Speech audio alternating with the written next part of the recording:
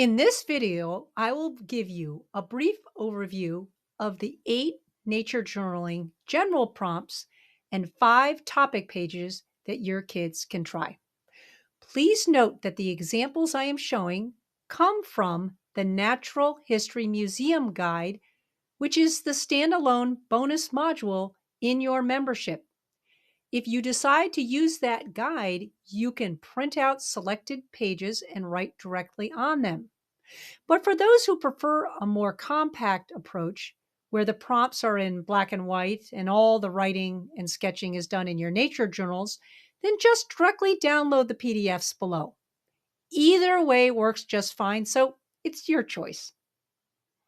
The nature journaling general prompts follow the 6 levels of learning described by Bloom's taxonomy. They go from the most concrete to the most abstract and are as follows: remember, understand, apply, analyze, evaluate, and create. They are clearly indicated at the beginning of each prompt.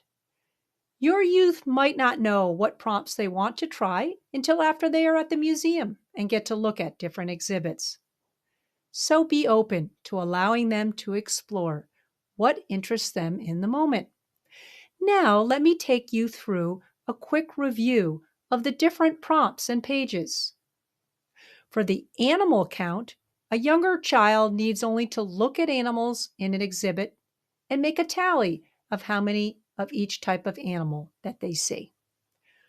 For animal motion, your kid needs to find animals moving in a variety of ways and then sketch an outline of the animal if they choose.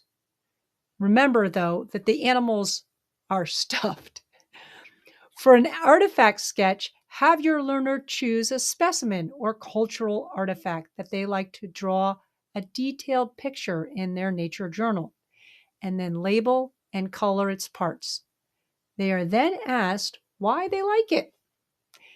For living and non-living interactions, your learner is asked to determine how living organisms interact with non-living factors, such as the rocks, dirt, or water. They must give 3 examples of such interactions. In the diorama page, they're asked to go to a diorama or other display of a particular environment and answer 3 questions. What do they notice? What do they think is going on? And what do they wonder? For the protecting the environment prompt, your child or teen is asked to find an organism or a habitat that is at risk due to a man-made factor. They then need to write a short speech trying to convince local officials about what needs to be done to protect that species or the environment. For the sensory imagination prompt, your learner is asked to find a diorama or display that they like. They are to imagine what they might hear, smell, taste, or feel if they were in that place. Then write a short poem about what they imagined.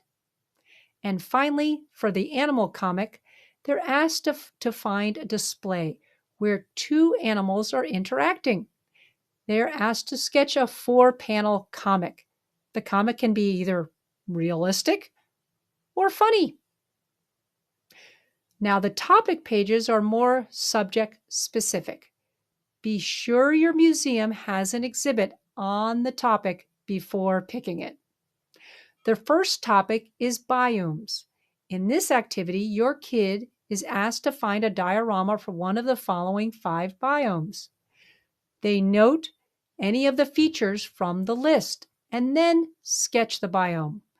They also are asked to imagine themselves living in the biome and how they would survive. For the bird structure and function page, your youth has to photograph one bird that they like in the museum. They have to take 4 photos of it for reference at home, as it is most likely they will not finish this at the museum. For the sketching, they are asked to outline the bird in pencil, color the feathers, describe them, draw the beak and the feet. They are then asked a series of questions about these important parts of the bird.